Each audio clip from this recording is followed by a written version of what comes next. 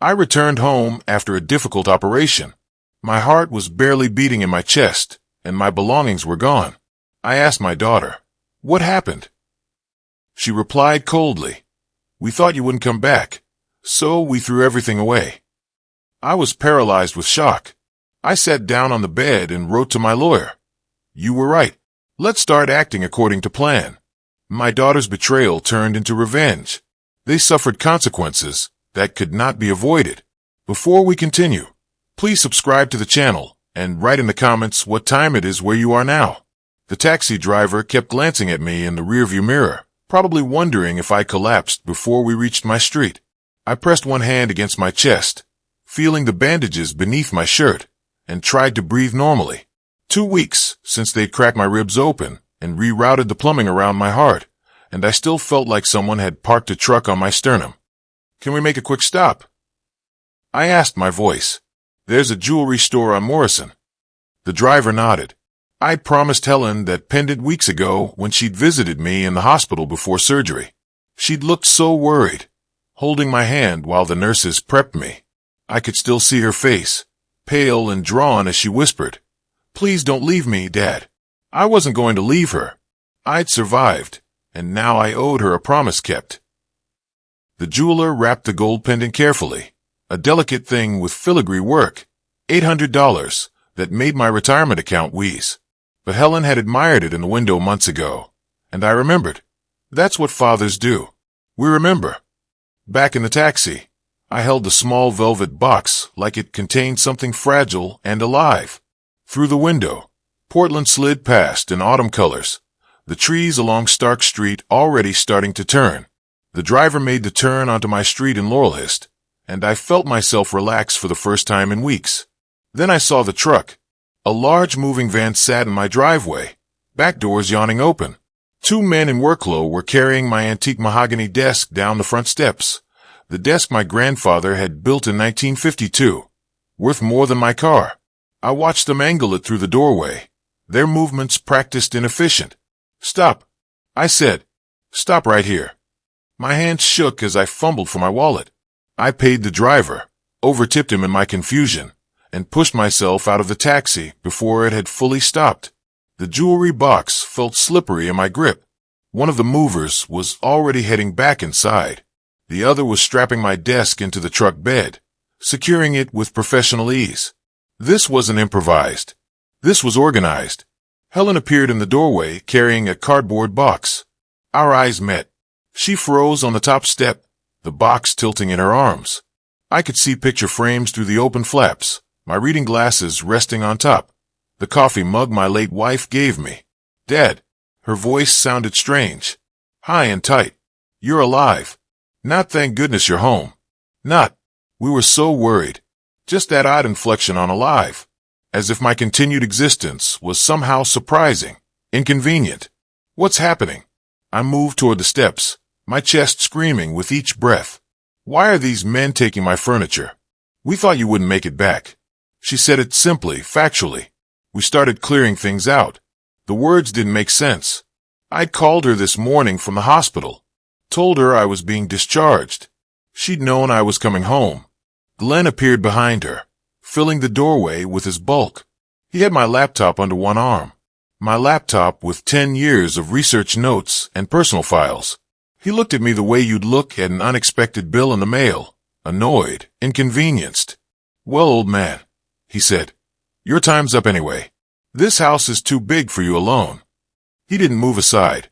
Behind him, through the open door, I could see my living room. Empty spaces on the walls where paintings had hung. The antique bookshelf missing. Even the Persian rug gone. I tried to step forward, my chest tightened, sharp and sudden, the surgical sight pulling. I grabbed for the porch railing and missed. The jewelry box slipped from my hand. It hit the concrete driveway and popped open. The gold pendant spilled out, gleaming in the late afternoon sun. Helen looked down at it. For a moment, one brief moment, I thought I saw recognition in her eyes. She knew what it was, knew I'd kept my promise. Then her gaze moved past it, dismissive, and returned to my face. The pendant lay there between us, catching light. A promise broken. A daughter who'd expected her father to die. Behind Helen, the movers carried out my leather armchair. They maneuvered it past Glenn, past Helen down the steps. One of them nearly stepped on the pendant. I wanted to shout at him to be careful, but my voice wouldn't come. Helen shifted the box in her arms. "We'll talk inside. You shouldn't be standing in the driveway after surgery. Come in and rest." The words sounded concerned, but her eyes were calculating. She wasn't inviting me to rest. She was trying to control this moment, to manage the unexpected complication of my survival. Glenn still blocked the doorway. He hadn't moved, hadn't offered to help me up the steps. My laptop remained tucked under his arm like spoils of war. "Helen," I said, and my voice came out rough. "I bought this for you. I promised before the surgery," you said. I couldn't finish the sentence, because I understood now, standing there with the pendant glinting between us, that everything she'd said in that hospital room had been performance. She'd held my hand and looked worried, because that's what daughters do when they're waiting for their inheritance. The taxi pulled away behind me. The engine noise faded, leaving just the scrape of furniture being loaded, the mechanical efficiency of my life being packed into a truck. "We'll explain everything inside," Helen said. "Come on, Dad, before you collapse." Glenn's mouth curved into something that wasn't quite a smile. "Yeah, old man. Wouldn't want you to have another cardiac event right here in the driveway." The threat was subtle, but unmistakable. I looked at my daughter, at my son-in-law, at the movers systematically emptying my home. The pendant lay abandoned on the concrete, and nobody moved to pick it up. I forced myself to breathe. Once, twice, 3 times. Then I left the pendant where it fell and walked toward my own front door. The house echoed when I stepped past Glenn. Not the comfortable echo of high ceilings and hardwood floors, but the hollow sound of absence. My footsteps rang against bare wood where the Persian rug had been. The living room stopped me cold. They'd gutted it. The antique bookshelf that had held 3 decades of academic collections stood empty, its shelves stripped bare. The walls showed pale rectangles where paintings had hung since my wife died. The curtains, heavy velvet drapes she'd chosen herself, were gone, leaving naked windows that let in too much light. A single folding chair sat in the middle of the room. Cheap metal and plastic, the kind you buy at discount stores. Everything else was gone. My legs gave out. I grabbed the back of the chair, felt the flimsy frame bend slightly under my weight. Through the archway, I could see into the dining room. The mahogany table gone. The china cabinet empty. They'd even taken the light fixtures. "Dad, sit down before you fall." Helen's hands gripped my arms, guiding me into the chair. Her touch felt possessive rather than comforting. She knelt beside me, her face arranged in an expression of exaggerated concern. "We were going to explain everything once you were settled in the new place," she said softly. "You'll love it there. They have activities, medical staff on site, people your age." Behind me, Glenn closed the front door. The click of the latch sounded final. I looked at Helen, at this woman who had my eyes and her mother's cheekbones. "Where are the photo albums? Where are your mother's photos?" "Packed safely. We're not monsters, Dad." She said it reasonably, as if I was being dramatic. "Everything's in storage until you're settled." "In storage?" My voice came out steadier than I felt. "You mean being sold? I saw the estate sale website on your laptop last month." Her face flickered. Just for a second, the mask slipped. Then she recovered, standing and moving to the kitchen counter. She returned with a manila folder thick with documents, colorful tabs marking specific pages. "We found a wonderful facility," she said, laying the folder on my lap. "Meadowbrook Senior Living, beautiful grounds, excellent reviews. All you have to do is sign a few papers, and we'll handle the rest." I opened the folder. Legal documents printed on quality paper. My name appeared again and again. "Sterling Wallace hereby agrees." "Sterling Wallace transfers ownership." "Sterling Wallace acknowledges." "The house needs to be sold to pay for it," Helen continued. Her voice had taken on a rehearsed quality, like she'd practiced this speech. "We can get a good price. The market's strong right now. You'll have everything you need at Meadowbrook." Glenn moved behind my chair. I could feel him there, a presence at my back. The doctor said, "You shouldn't be making major decisions right now anyway," he said, his breath close to my ear. We're handling it. I flipped through the pages, not really reading, the words blurred. Transfer of title, power of attorney, asset liquidation. They'd prepared everything in advance, tabbed and organized, just waiting for my signature. How much did the surgery cost? I asked. Helen's expression shifted. Now she was the wounded party, the sacrificing daughter. $43,000, Dad. We paid it. Her voice cracked slightly. Glenn took out a loan against his truck. We nearly lost everything to keep you alive. She touched my shoulder, a gesture meant to seem comforting. The least you can do is help us recover. This house is worth money, just sitting here. You don't need all this space. I looked up at her. The insurance covered 90%. I saw the hospital bills. You paid $4,000, not $43,000. Silence.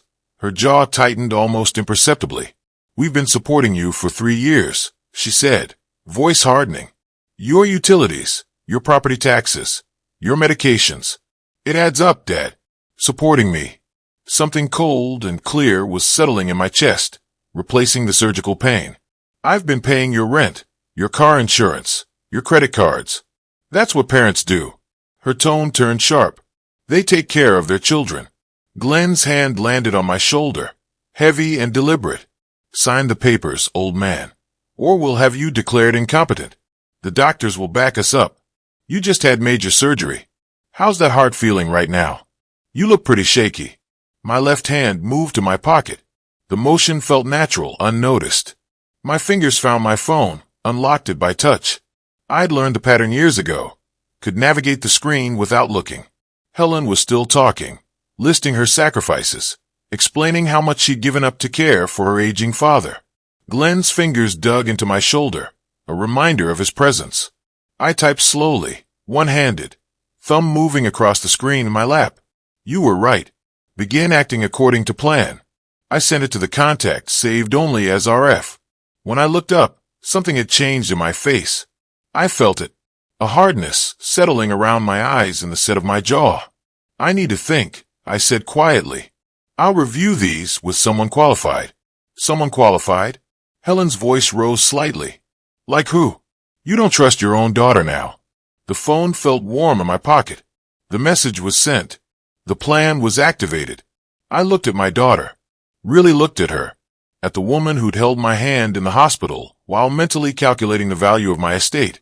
Who'd packed my wife's photographs into boxes and labeled them for storage or sale. Who'd rehearsed this conversation, prepared these documents, organized this moving crew, all while I was unconscious in a recovery ward. No, Helen, I said. I don't. The words hung in the empty room. Outside, the moving truck's engine started. Glenn's grip on my shoulder tightened until pain shot down my arm. You're making a mistake, old man. I stayed seated, the unsigned papers on my lap, and waited. I told them I needed prescriptions, which was true enough. What I didn't mention was that I needed distance more than medication. I'll drive you, Helen said, already reaching for her purse. You shouldn't be behind the wheel so soon after surgery. I've been cleared to drive. I kept my voice level. I need to do this myself. Glenn moved toward the front door, filling the frame like a wall. Maybe you should listen to your daughter. I looked at him steadily. Move aside, Glenn, unless you want to add unlawful restraint to your list of problems.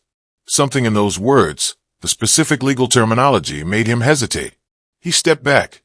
I walked past him, feeling their eyes boring into my spine. My car sat at the curb where I'd left it this morning, a lifetime ago. My hands shook as I started the engine, but I managed. The rear view mirror showed Helen standing in the doorway, arms crossed. Glenn was on his phone planning something, no doubt. I drove slowly, following every traffic rule. At the corner of Stark and 32nd, I passed the spot where I'd first picked them up 3 years ago. Their belongings had filled my trunk and back seat. Everything they owned after Glenn's restaurant venture collapsed. The memory came unbidden, visceral. Glenn loading boxes. This is temporary, Pops. Just until my next venture launches. 3 months tops. Me believing him. Your family. Stay as long as you need. Helen hugging me. You're the best, Dad. We'll make it up to you. I'd wanted to believe her. I'd wanted to be needed. The memories kept coming as I drove. each one sharp and specific. 2 months after they moved in, Helen asking to help with my bills, her fingers on my checkbook, learning which accounts held what. Year 1, Glenn's catering company failing, my savings account shrinking by thousands for startup costs that never materialized. Year 2, Helen suggesting I add her name to my accounts just in case something happens. 6 months ago, I'd noticed cash missing from my wallet. When I confronted Helen, she'd looked at me with such concern. Dad, you're getting forgetful. Maybe we should talk to your doctor about memory issues. She'd made me doubt myself, doubt my own mind. 2 months before surgery, I'd been on the stairs when I heard their voices in the kitchen below. I stopped, one hand on the railing. Helen, if he doesn't survive the surgery, this house is ours. Free and clear, Glenn. And if he does, Helen, then we move to plan B. He's old, weak. How long can he really hold out? I'd stood there for 10 minutes, frozen, listening to them plan my obsolescence like I was a used appliance. That's when I'd gone to see Robert Finch. 1 week before surgery, I'd sat in Finch's office, terrified I was making a mistake. He'd listened to everything, asked pointed questions, examined my bank statements. Mr. Wallace, what you're describing is elder financial abuse. He'd said, if something happens during your surgery, they'll move immediately to liquidate your assets, the house, your accounts. Everything could be gone within weeks. They're my family, my daughter. I keep thinking I must be wrong. Paranoid. You're not paranoid, you're observant. He pointed to my wrist, where Glenn had grabbed me the day before. The bruise, they're documented. The missing money. I'll need those statements. We're building a case for when you need it. When I need it. I'd laughed bitterly. You mean if I survive? When? Think positively, but plan strategically. We'd spent 3 hours creating contingency plans. I'd signed documents, paid his retainer in cash so Helen wouldn't see the charge, and left with his business card marked only RF in my contacts. Now, driving through downtown Portland, I felt the weight of that preparation. The notary's office was in a converted brownstone on Morrison. Inside, everything was efficient and impersonal, exactly what I needed. The notary, a professional woman with reading glasses on a chain, processed my documents without commentary. Eviction notices for Helen and Glenn. Amendments to account access. Medical power of attorney, excluding my daughter. She stamped each page with decisive finality. These will be delivered tomorrow morning, she said, sliding them into pre-addressed envelopes. I nodded. The battle had truly begun. My last stop was the Portland Senior Support Center. A recommendation from my discharge papers that I'd almost ignored. The building was warm, bright, filled with the quiet efficiency of people who cared about their work. At the reception desk, a woman in her early 60s looked up with a practiced smile. Can I help you? I'm not sure what I need, actually. The admission felt strange. My surgeon suggested I come. I'm Margaret Cooper. She came around the desk, gesturing to a private office. Let's talk. Her office was comfortable without being patronizing. No cartoon posters or oversized furniture treating seniors like children.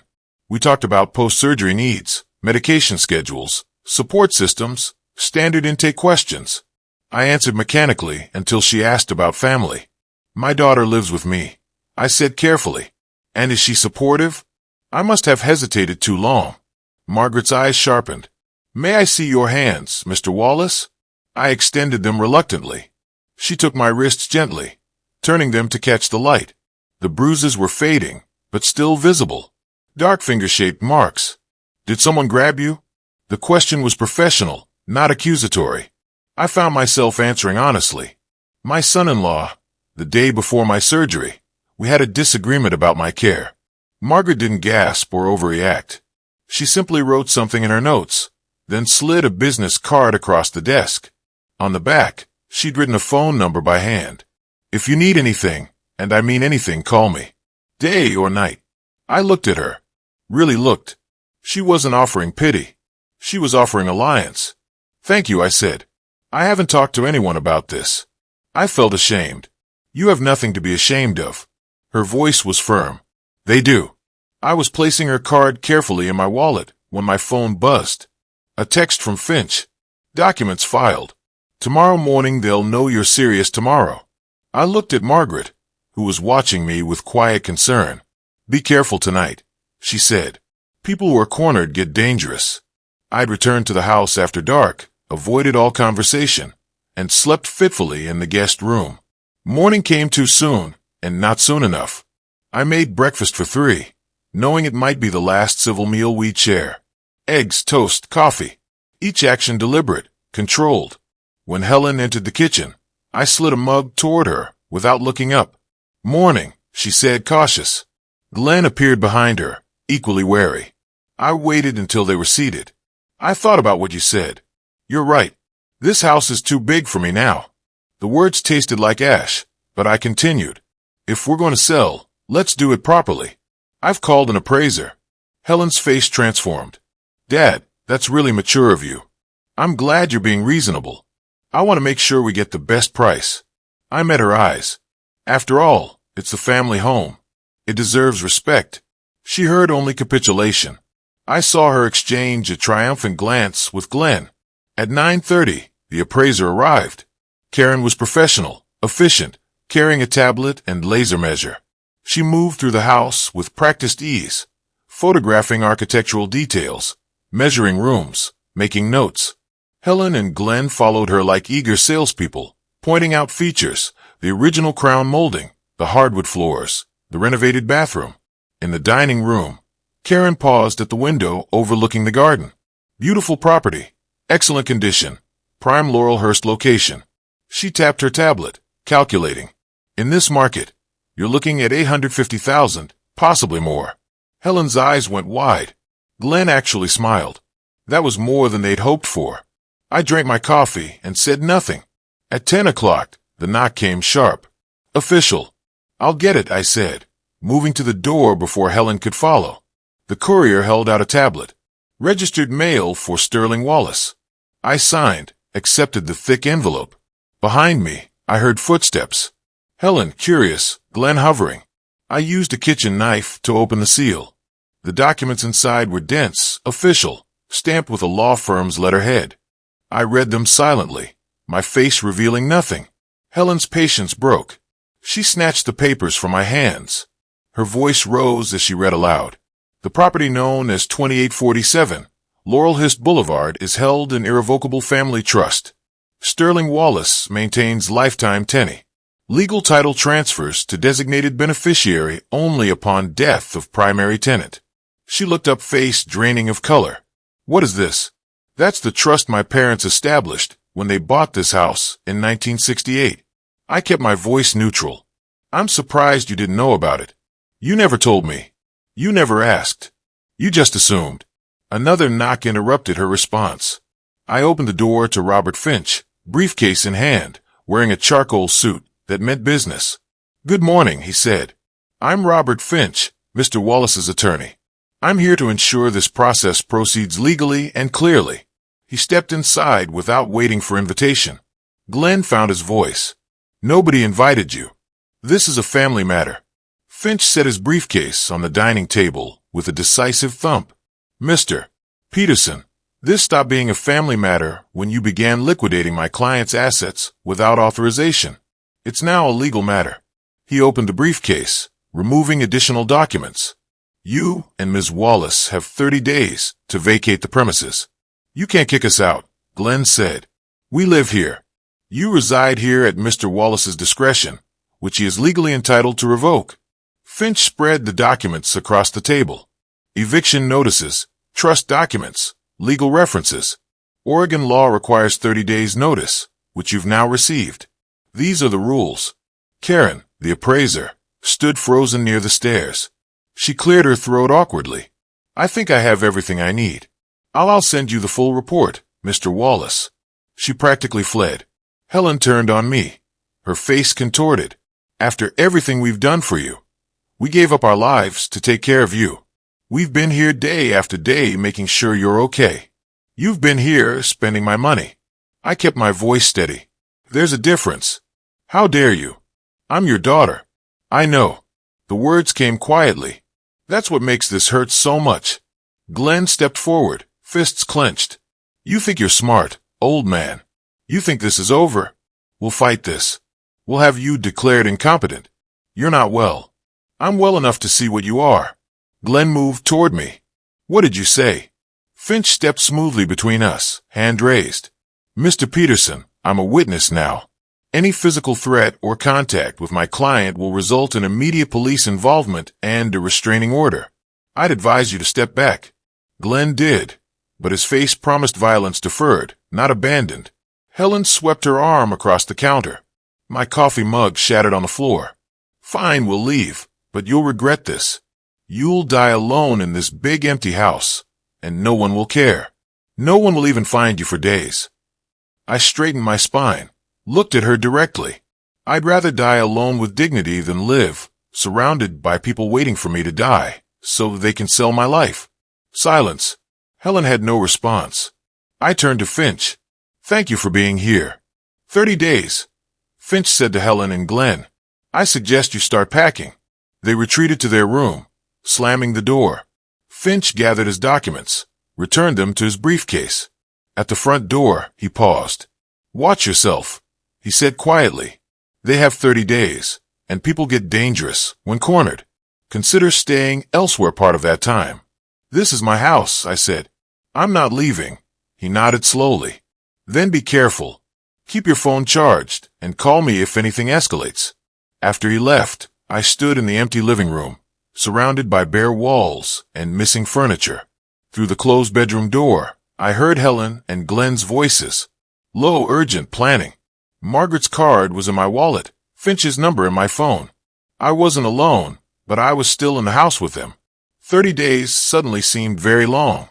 The first week after the eviction notice was served taught me that 30 days could feel like centuries when you're living with enemies. Helen and Glenn barely spoke to me, communicating through closed doors and whispered phone calls. I caught Glenn photographing me twice. Once when I struggled with a jar lid. Once when I couldn't immediately recall where I'd placed my reading glasses. They were documenting something, building a case I couldn't yet see. I found their strategy by accident. The printer in my old study, now Glenn's command center, was running while he was out. Curiosity pulled me toward it. The pages in the output tray were still warm. Petition for guardianship and conservatorship in the matter of Sterling Wallace, alleged incapacitated person. My coffee mug lowered slowly to the desk, forgotten. I read faster, my eyes widening with each paragraph. Post-surgical cognitive decline. Erratic behavior. Unable to manage financial affairs. Witness statements from neighbors about my confusion and memory problems. If they couldn't have the house through eviction, they'd get it by taking control of me. I photographed every page with shaking hands, then returned them exactly as I'd found them. The hearing was scheduled for 10 days out.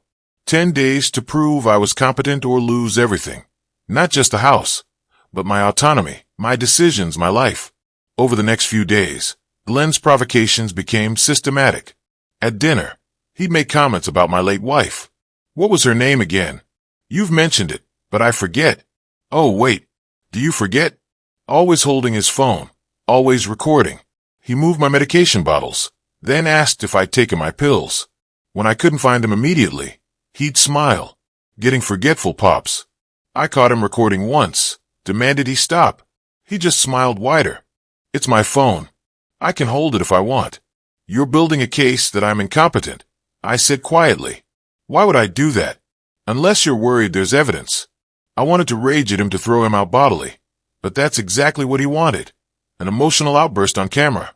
So I stayed calm, which felt like swallowing poison. The worst was Mrs. Patterson. I saw her pulling weeds in her garden while checking my mailbox. She wouldn't meet my eyes. Helen came by last week, she said finally. She seemed so worried about you, Sterling. I thought I was helping. My chest tightened. What did you tell her?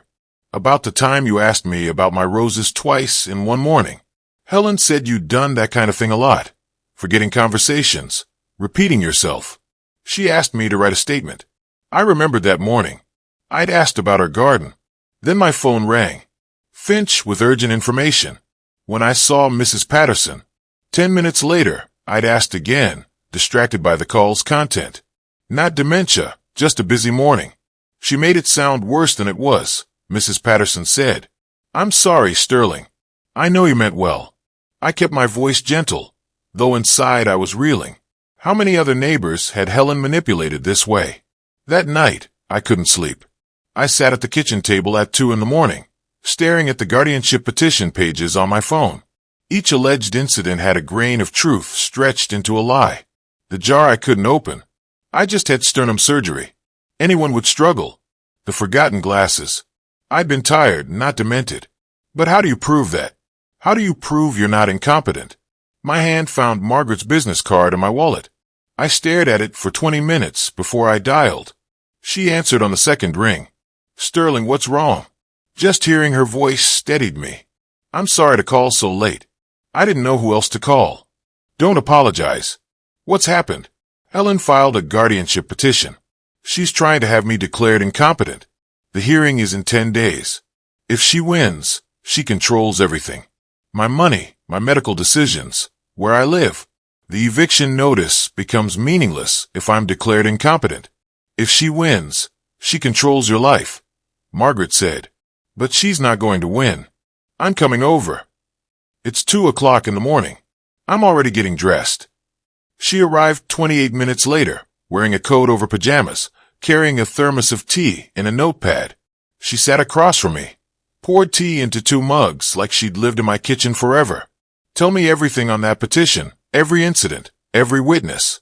We're going to document the truth of each one." We worked until dawn. For every claim in Helen's petition, we found the reality. Margaret wrote everything in careful notes, asked sharp questions, found the holes in their narrative. "What if they're right?" I said finally, as light filtered through the window. "I do forget things. I'm not as sharp as I was. You just had major heart surgery, Sterling. You're recovering. That's not incompetence. That's being human." She told me about her divorce, how her ex-husband tried to paint her as unstable because she'd cried at mediation days after her mother's death. They take your vulnerability and weaponize it. They make you doubt yourself, but you're not incompetent. You're recovering, and that's not the same thing. She tapped the notepad with her pen. "Tomorrow, we get you a full cognitive evaluation, independent, professional, unimpeachable. We document your actual state. We get statements from people who interact with you regularly." She stood, gathering her coat. At the door, she took my hand briefly. "You're not fighting this alone anymore." After she left, I sat in the quiet house, feeling something I hadn't felt in weeks. Not quite hope, but its prerequisite, the possibility of hope. The cameras upstairs were still recording, waiting to catch my next incompetent moment. But now I had someone watching with me. Margaret moved fast. By afternoon, she had arranged a cognitive assessment with Dr. Lisa Chun, a psychologist who specialized in elder competency evaluations.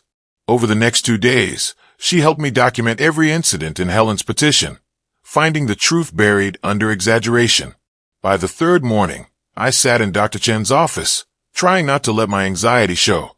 The office smelled like lavender and leather, meant to be calming. My hand still shook.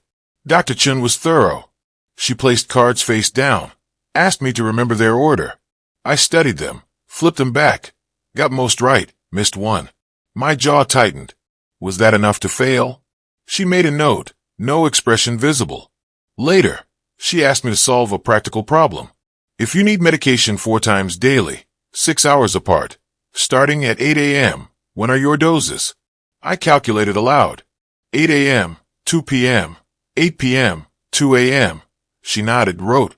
I realized she was assessing my process, not just results. "Mr. Wallace, you missed one of the card sequences. How do you feel about that?" "Frustrated? I usually have a good memory. Usually, not always. Not since the surgery. Some days are sharper than others. I write things down now. Use phone reminders." She leaned forward slightly. "That's called compensation strategy. It's actually a sign of good cognitive function, recognizing your limitations and adapting. Incompetent people don't recognize they need help." After 2 hours, she closed her tablet.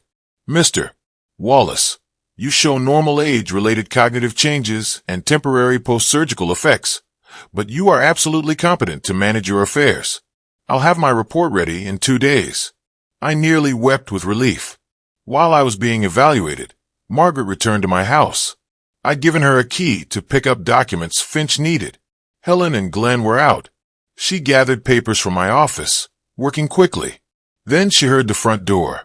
Margaret froze. Glenn's footsteps in the hallway. She silently closed the office door most of the way, leaving it cracked. Her heart hammered. Through the crack, she saw him pass. Phone to his ear. He went to the kitchen. His voice carried clearly. Yeah, the guardianship thing is taking too long. If the judge doesn't give us control. Glenn's voice dropped, but she could still hear. I don't know, man. Old guy's got a heart condition. Maybe he has another episode. You know, a bad one this time. Nobody would question it after surgery. Natural causes and all that. We'd have the house clear within weeks. Margaret's blood stopped moving. She slowly pulled out her phone, opened voice memo, pressed record. Her hand shook. She captured 2 minutes before Glenn ended the call and left again. She waited 10 minutes before moving. Margaret picked me up from Dr. Chen's office. I knew immediately something was wrong. She was pale, her hands tight on the wheel. What happened? Not here. She drove to a public park, pulled into an empty lot. She held out her phone. Listen to this. Glenn's voice filled the car. The words washed over me like ice water. Another episode. Natural causes. House clear within weeks. He doesn't mean that. I said he can't. He's talking hypothetically, venting. Sterling. Margaret's voice cut through my denial. Listen to it again. Maybe he has another episode. He's not predicting. He's planning. But my own daughter, Helen, knows about this. I don't know. But Glenn lives in your house. He has access to your medications, your food, your environment. She looked at me directly. We have to assume you're at risk. The park trees swayed in wind. I couldn't feel. This doesn't happen in real life, I thought. But Margaret's face told me it does. We drove to a security company. Margaret's son worked in security systems. She knew what we needed. Within an hour, we purchased small Wi-Fi-enabled cameras legal to install in my own common areas. That afternoon, while Helen and Glenn were still out, we worked. Margaret stood on a ladder positioning a camera in the smoke detector housing. Clear view of the kitchen, she confirmed, checking the feed on her phone. In the living room, I placed one inside the bookshelf, angled toward the couch. The cameras were small, innocuous. They'd never notice. I feel like I'm setting a trap in my own home, I said. You're not trapping them. You're protecting yourself. These cameras don't create evidence. They reveal truth. That evening, I forced myself to review my financial records, something I'd been avoiding. 3 months ago, a new credit card opened in my name. Application date. When I was hospitalized before surgery. Over $45,000 charged. Designer clothes, jewelry, electronics, none of which I'd bought. Helen's signature on delivery confirmations. I photographed every statement, every receipt. My hand shook with methodical anger, now channeled into documentation. I called Finch, put him on speaker so Margaret could hear. $45,000, Finch said. Opened while you were incapacitated. This is textbook identity theft and elder financial abuse. We filed charges. Helen's facing felony charges. Would they really prosecute my daughter? Sterling. She forged your signature and stole tens of thousands. Yes, they'd prosecute. The question is, do you want them to? I looked at Margaret. She shook her head slightly. Not yet. Not yet, I said. I want to wait until the guardianship hearing. If they claim I'm incompetent, we show the judge their real motive. They're thieves, not concerned family. It destroys their credibility. Risky, Finch said, but strategic. I'll have everything ready. After the call, Margaret and I sat in the dimly lit kitchen. The camera feeds glowed on my laptop. Empty rooms waiting. You don't have to do any of this alone, she said. I'm here for the hearing, for the cameras, for whatever comes next. Why? You barely know me. This isn't your fight. It became my fight when I heard Glenn talk about another episode. Nobody should face this alone. She hesitated. I'm afraid of what happens if I walk away and something happens to you. I don't deserve this. Your kindness. Yes, you do. Everyone deserves someone in their corner. Her hand covered mine briefly on the table. The touch lasted only a moment, but it changed something between us, an acknowledgement of what was building. She left near midnight. I watched her car pull away, then turned back to the laptop. The camera feeds showed empty rooms, patient and watchful. The hearing was in 5 days. 5 days of living with people who might be planning to kill me. I locked my bedroom door for the first time in my life and didn't sleep until dawn. The 5 days before the hearing crawled by. I checked the camera feeds obsessively. The house remained tense but quiet. Helen and Glenn stayed out most days, returning only to sleep. No threats were captured, but the silence felt like storm clouds gathering. When the hearing day arrived, I dressed before dawn, rehearsed my testimony with Finch one last time, and met Margaret in the courthouse parking lot. She squeezed my hand once. "You've got this." Then we walked in together. The courthouse marble was cold under my feet. Each step echoed. Security checkpoint, elevator to the 3rd floor, hallway lined with courtroom doors. Finch met us outside courtroom 3B. Briefcase in hand, sharp suit, making him look like exactly what he was, a weapon I'd hired to defend myself. Inside, Helen was already seated, dabbing her eyes with a tissue. The performance had begun. The judge entered. Judge Patricia Morrison, mid-50s, reading glasses perched on her nose. In the matter of the guardianship petition for Sterling Wallace, we'll hear from the petitioner first. Helen took the stand. Her attorney, younger, less polished than Finch, guided her through testimony. She spoke about finding me confused after surgery, unable to manage medications, forgetting conversations within minutes. She opened a notebook with handwritten dates and incidents. He called out for his wife at night. Helen said, voice breaking, asking where she was. "She's been gone for 6 years. He doesn't remember." It was a lie, but delivered with such practiced grief that I wondered if she believed it herself. Glenn testified next, presenting his phone recordings. Out of context, they were damning. Me struggling with a pill bottle, searching for misplaced glasses, pausing mid-sentence. The clips were brief, edited, manipulated into a narrative of decline. Then Finch stood. He approached the bench with a thick folder, handed copies to the judge and Helen's attorney. Bank statements highlighted and tabbed. Ms. Wallace claims concern for her father's financial management. Finch said, "Let's examine the records." This withdrawal, $3,000 in June. The memo reads, rent payment H&G. Your father paid your rent. Helen shifted in her seat. He offered to help us. And this $8,000 cruise in April. This $4,500 handbag in March. All from his accounts, while you claim he's incompetent. Finch's laser pointer traced the money flow on a projected screen. Red circles highlighting each charge. Arrows showing the pattern from Sterling's savings to Helen's spending. 3 years of systematic drainage. Helping family is generous, Finch continued. Draining an elderly parent's accounts while claiming concern about his competence is exploitation. Helen's attorney flipped through the documents, his confidence visibly deflating. Dr. Chin testified via video link. Professional, authoritative, unshakable. Mr. Wallace demonstrates full cognitive competence. He shows excellent insight into his own limitations. He uses memory aids, asks clarifying questions. These are signs of competence, not incompetence. An incompetent person lacks awareness of their deficits. When I took the stand, I felt surprisingly calm. Finch asked straightforward questions. I answered clearly, meeting the judge's eyes directly. Why didn't you sign the documents your daughter presented? Because they were prepared without my input. I wanted legal review. That's prudent, Your Honor. Not incompetent. The judge leaned forward. Mr. Wallace, do you want your daughter to have guardianship over you? I looked at Helen, really looked at her. No, Your Honor.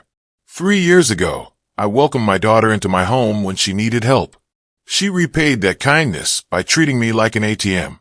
Now she wants legal control over my life. I want my autonomy restored and my daughter out of my house. The judge removed her reading glasses. The petition for guardianship is denied. Mr. Wallace shows full capacity to manage his affairs. She looked at Helen.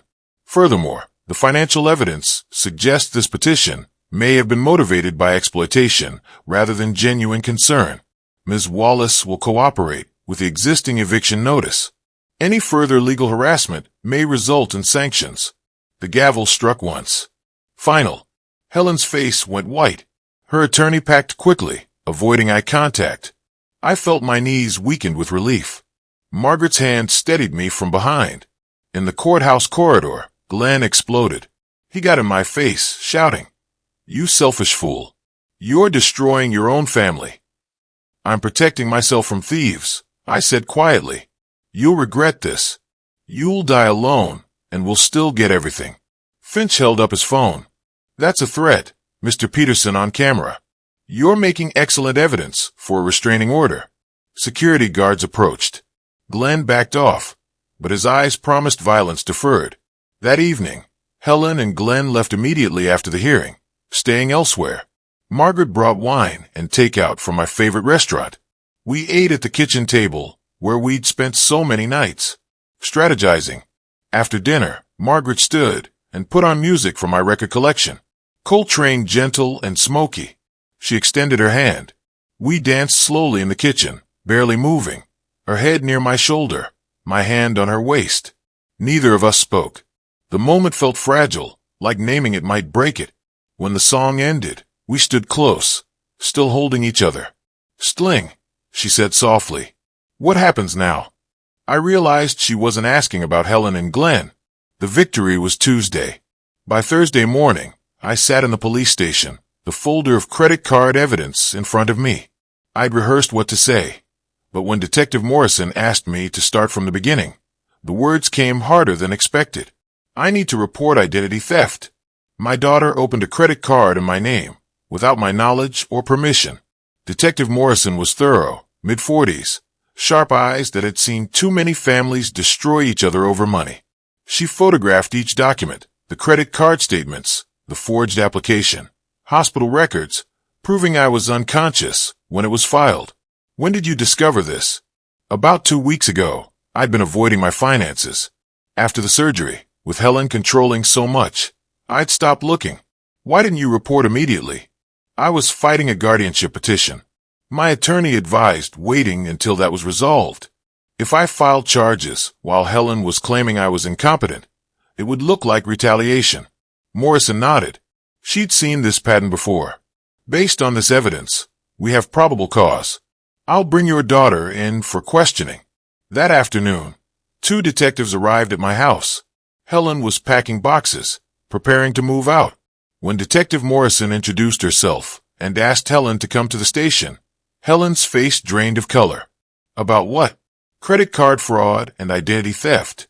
You can come voluntarily, or I can arrest you here." Helen turned to me, eyes filled with venom. "You called the police on me, your own daughter. You stole $45,000 while I was unconscious." I said quietly, "That's not doing something for me. That's doing something to me. You'll regret this." She hissed, "When you're old and sick and need help, remember who you destroyed." "I already know who destroyed what." She left with the detectives. Glenn grabbed his keys, panicking. "I'll call a lawyer." "Don't say anything." An hour later, Glenn threw belongings into his car and fled. But 20 a.m. outside Portland, a traffic stop for a broken tail light revealed outstanding warrants, unpaid fines, a missed DUI court date in Washington, probation violations. He was arrested on the roadside, transported back to Portland in handcuffs. While this unfolded, Finch was reviewing camera footage more carefully. He found something that made him call me immediately. "We need to meet now. I found something on the cameras." His voice was grim enough that I drove straight to his office. He closed the door, opened his laptop, turned the screen toward me. "This is from 3 days before the guardianship hearing. Helen and Glenn are in your kitchen. They think you're asleep." He pressed play. Glenn's voice. "If this guardianship thing doesn't work, there are other options. The old man's on heart medication. A double dose. Maybe skip a few days, then overload." It would look like he got confused with his pills. "Helen, I don't want to know the details." "Glenn, I'm just saying he's 70, bad heart, just had surgery. If something happens, nobody questions it. Natural causes, Helen. If it happens, it happens. Just make it look natural. Don't tell me when or how." "Glenn, you'll be a very wealthy woman soon, babe." "Helen will be wealthy. The house, his accounts, everything." The video ended. I sat motionless, staring at the frozen frame, showing my daughter's face. "That's my daughter," I said, "planning to kill me for money. Sorrelling, this is conspiracy to commit murder. I'm required to report it to police." "Do it. Call them now.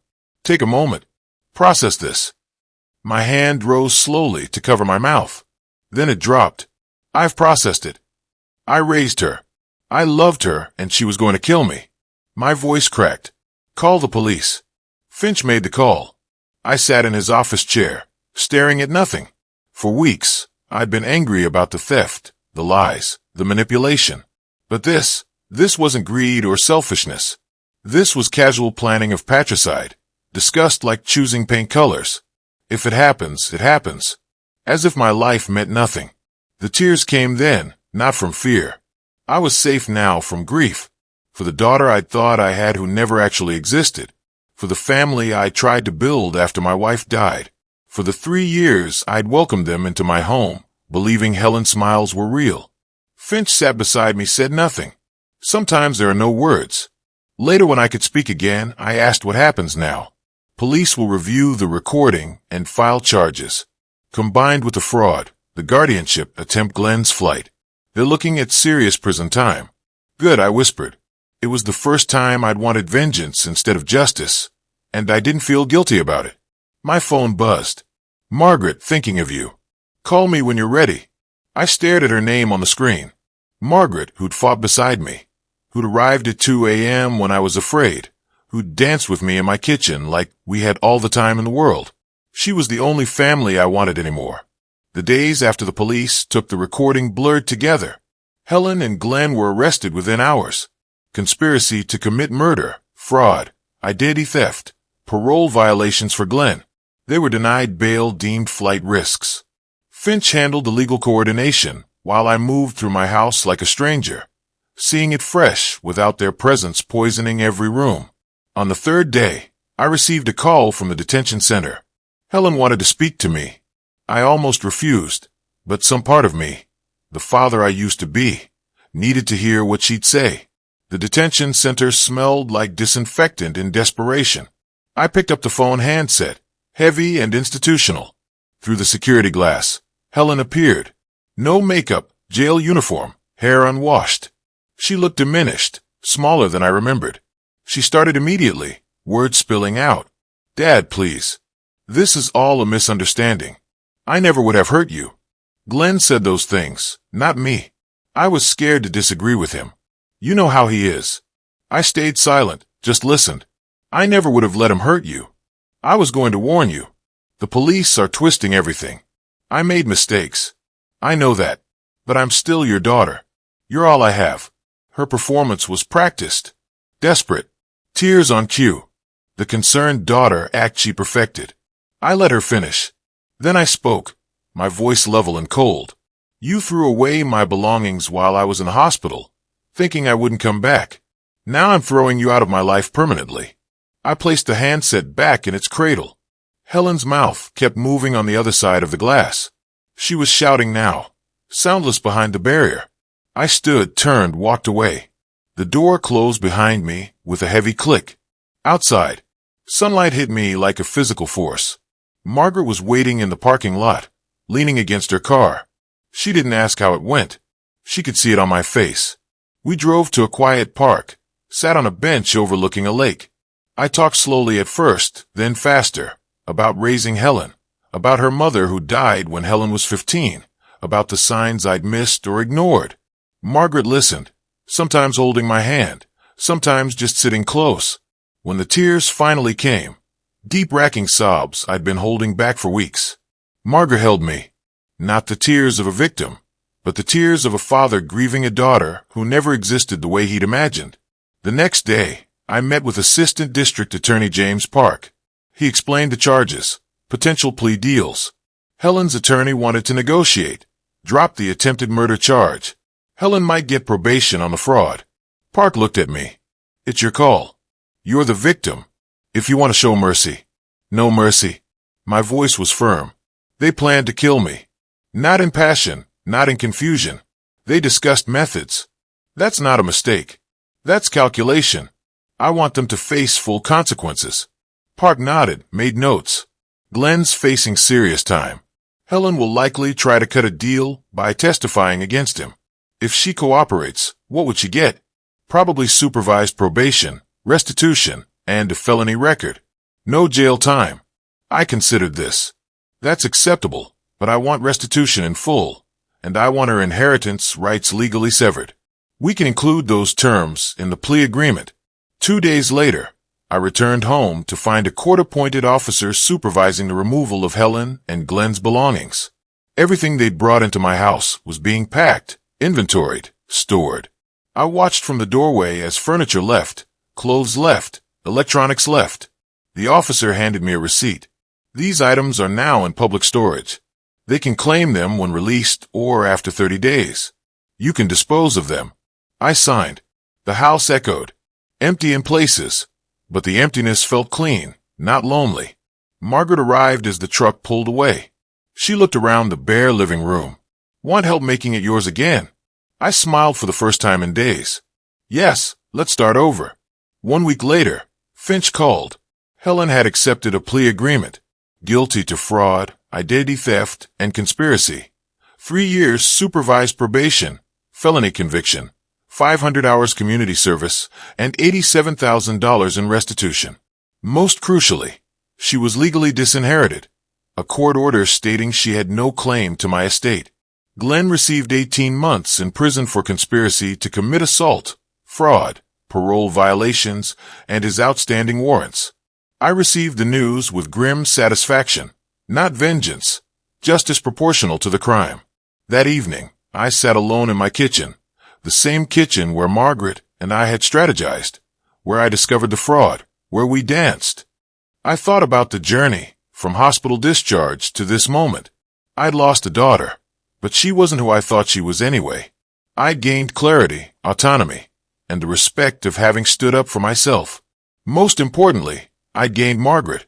I picked up my phone, called her. Would you like to come over? Not to plan or strategize or solve anything. Just to be here. I'll be there in 20 minutes. She arrived with wine in her overnight bag. Thought I might stay, she said simply. I took the bag from her hand, set it inside the door. I like that. 2 weeks passed like a slow exhale after holding your breath for years. Margaret officially moved in, her belongings mixing with mine in a way that felt natural, not invasive. We repainted rooms, chose new furniture together, hung photographs of us at the coast, at the mountains, living the life I'd been too busy surviving to enjoy. Helen's first restitution check arrived. $1,450, the first of 60 payments. I endorsed it over to the Portland Elder Advocacy Fund, and felt lighter with each signature. Glenn was in prison. Helen was on probation, living in a court-mandated apartment, working retail. My attorney finalized my new will. The house and my assets would go to charity, specifically to organizations supporting elder abuse victims. I'd found my purpose in the pain. Late August afternoon, Margaret and I sat in rocking chairs on the front porch, new additions we'd chosen together. The house behind us showed signs of life. Curtains and windows, flowers and pots, warm light from inside. What are your plans for today? Margaret asked. I thought I'd work on the memoir for a few hours. Maybe tackle that garden bed this afternoon. Advocacy Center in the morning. 2 new clients dealing with financial exploitation. I want to be back by 3 for our walk. Our walk. I like that it's become a routine. Good routines, the kind we choose, not the kind we're trapped in. Yes, exactly that. I met with Finch one final time, not for battle, but for closure. He presented the executed documents. Helen's disinheritance recorded. My new will notarized and filed. The restitution payment plan formalized. How do you feel now that it's all finished? Finch asked. Resolved. Not satisfied. That seems too victorious, but resolved. They faced proportional consequences. I didn't seek their destruction justice. You're one of the few clients I've had who understood that difference. Most people want revenge, disguised as justice. Revenge would have meant trying to destroy them beyond what they deserved. Justice meant holding them accountable for what they did. There's a line, and I tried to walk it. Finch extended his hand. You succeeded. Good luck, Sterling. It was the first time he'd used my first name. That evening, Margaret hosted a small gathering. People from the senior support center, a neighbor Finch, and his wife. Not a celebration of victory over Helen and Glenn, but a celebration of my new chapter. Mrs. Patterson arrived nervous. Sterling, I wanted to say again how sorry I am. I thought I was helping. You were trying to help. You were manipulated like I was. I don't hold it against you. This house feels different now. Lighter somehow. It is. We're making it a home again.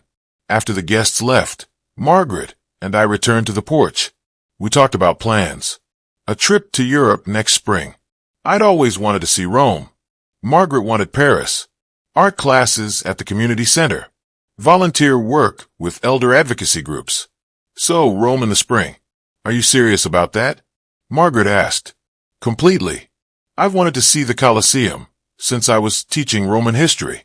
Never had time. Never had reason. Now I have both. We're really doing this. Building a life together.